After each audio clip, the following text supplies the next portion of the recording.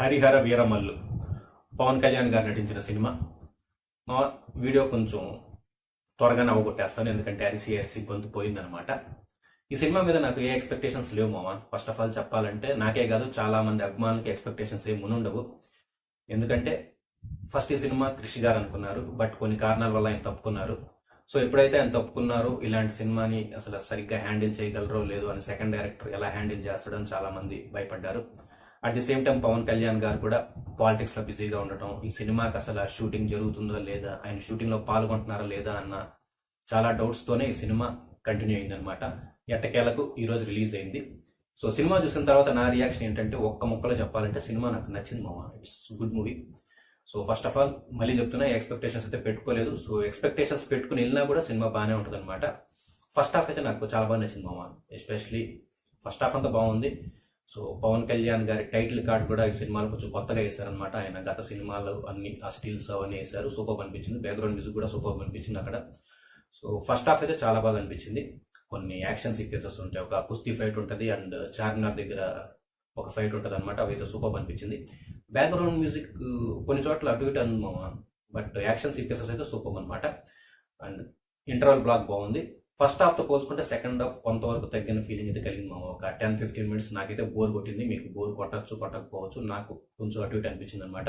ఆ 15 మినిట్స్ పక్కన పెట్టేస్తే సెకండ్ హాఫ్ కూడా సూపర్. సో క్లైమాక్స్ ఒక హై ఎండ్ తో ఎండ్ అవుతుంది అనమాట. సో మనం మళ్ళీ ఒక మంచి ఉత్సాహంతో పవన్ కళ్యాణ్ గారి ఒక అద్భుతమైన సినిమా చూసామన్న ఉత్సాహంతో థియేటర్ నుంచి బయటకు వస్తాం, అది మాత్రం చెప్పగలను.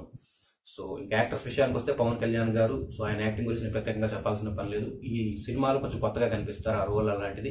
లుక్స్ పరంగా, కాస్ట్యూమ్స్ పరంగా, యాక్టింగ్ పరంగా కూడా అక్కడక్కడ కొంచెం కొత్తగా ఉంటుంది. ఆయన ఎరో కొట్టేశాడు అనమాట. ఈవెన్ డ్యాన్స్ కూడా ఫస్ట్ సాంగ్ లో ఒక సాంగ్ ఉంది కదా, ఆ సాంగ్ లో అయితే చాలా బాగా చేశారు. ఫస్ట్ హాఫ్ లో వస్తుంది ఆ song. And so action sequence కూడా చాలా బాగా చేశారు మామ.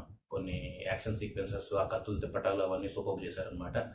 అండ్ నిధి అగర్వాల్ గారు, ఆవిడ ఓకే అనిపించారు, నాకు అంత గొప్పగా అనిపించలేదు ఆవిడ యాక్టింగ్ పరంగా. బట్ ఆవిడ సినిమాకు ముందు చాలా ప్రమోషన్స్ లో పాల్గొన్నారు, దానికి మనం ఆవిడ మెచ్చుకోవాల్సిందే. ఎందుకంటే ఈ సినిమాకి చాలా హైప్ తెచ్చారు ఆవిడ ఇంటర్వ్యూస్ మూలంగా.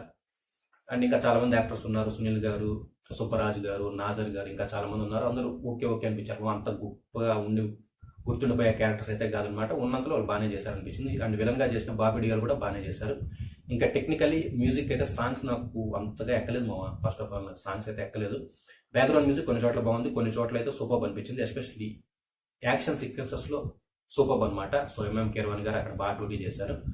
సినిమాటోగ్రఫీ బాగుంది, ప్రొడక్షన్ క్వాలిటీ బాగుంది. విఎఫ్ఎక్స్ అయితే తెలిసిపోతుంది మామ. విఎఫ్ఎక్స్ ఇంకొంచెం కాదు, బాగా కేర్ తీసుకుని ఉండాలి. విఎఫ్ఎక్స్ అయితే చాలా పూర్గా ఉన్నాయి. సో అది సినిమాకి పెద్ద మైనస్ అనమాట. అండ్ డైరెక్టర్ ఇద్దరు చేశారనమాట, కృషి గారు అండ్ ఆయన పేరు తెలియదబ్బా నాకు.